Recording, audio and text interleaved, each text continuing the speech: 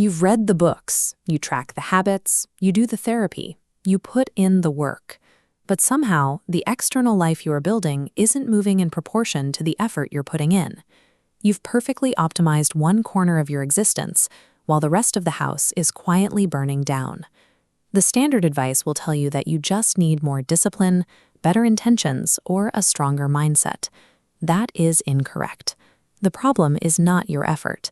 You are a system, and systems do not respond to partial solutions or isolated upgrades. They respond to integration, or they don't respond at all.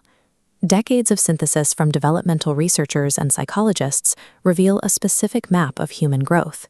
We develop along multiple distinct lines simultaneously: cognitive, emotional, physical, and relational. We are going to stop guessing about your progress. We will run a precise diagnostic to locate the specific bottleneck limiting your system and define the exact action you need to execute today. Most people pour everything into the areas where they already shine, but optimizing the parts of your life that are already functioning well is not actually growth. It is the most expensive and sophisticated form of avoidance available to a disciplined person. Step 1. Grab a pen and a piece of paper, or open a notes app. We are going to map the actual structure of your existence. This chart divides human experience into 4 dimensions. The top left is your inner self, your thoughts, values, and the meaning you unpack in therapy. The top right is your outer self, your physical body, your neuroscience, and your observable behavioral habits. The bottom left is the inner collective. This is the unspoken culture between you and your closest relationships. The bottom right is the outer collective, your career, external systems, finances, and material environment. Draw this grid for yourself. Look honestly at where you invest your developmental energy and place a star inside the specific quadrant where you currently spend 80%. The quadrant where you instinctively want to change the subject or rationalize your lack of progress is your bottleneck. Circle it on your paper. This radar chart shows how your single weakest line acts as a structural limit on your life. The extreme lopsidedness creates a gravitational pull that drags the entire system down to its level. We fall into the competence trap because the feedback loop in our strongest quadrant is fast. It is deeply satisfying to get better at something you are already good at, so you naturally return there. Your bottleneck does not exist because you are ignorant of it. You know exactly what needs work. The knowing is not the problem. To expose the root cause, answer this. What is avoiding this area protecting me from?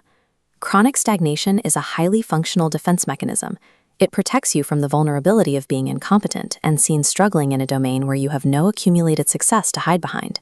Fixing this bottleneck requires a completely different approach than the one you use to build your strengths. Do not attempt a massive lifestyle overhaul. No new 10-step morning routines. Do not try to burn your schedule to the ground and start over. You need a minimum practice. This establishes a daily counterpressure by touching the avoided dimension briefly but consistently.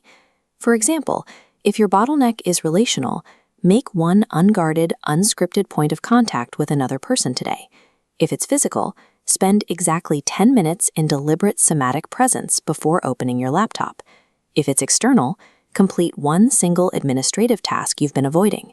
Immediately stop tracking traditional outputs like books read or hours logged. Those metrics only measure activity in your comfort zones. Replace your tracking with this. What did I allow today that I usually avoid? Did you stay present when it was uncomfortable? Did you say the thing you usually hold back? A small, consistent input across your neglected dimensions produces exponentially more actual growth than a massive surge of effort concentrated in an area you have already maximized. Look at your paper. You should now hold a circled bottleneck, an identified root cause, and a specific minimum practice. There is one final trap waiting for you: intellectualization. Perfectly understanding this 4-quadrant framework and accurately diagnosing your bottleneck does absolutely nothing to widen it. The map is not the work. Abandon the planning phase. Execute your minimum practice today, right now, before your defenses formulate a story about why you should wait until Monday. The gap between understanding your psychology and changing your life is exactly where human development dies. The only way across that gap is through immediate physical contact with the area you fear most.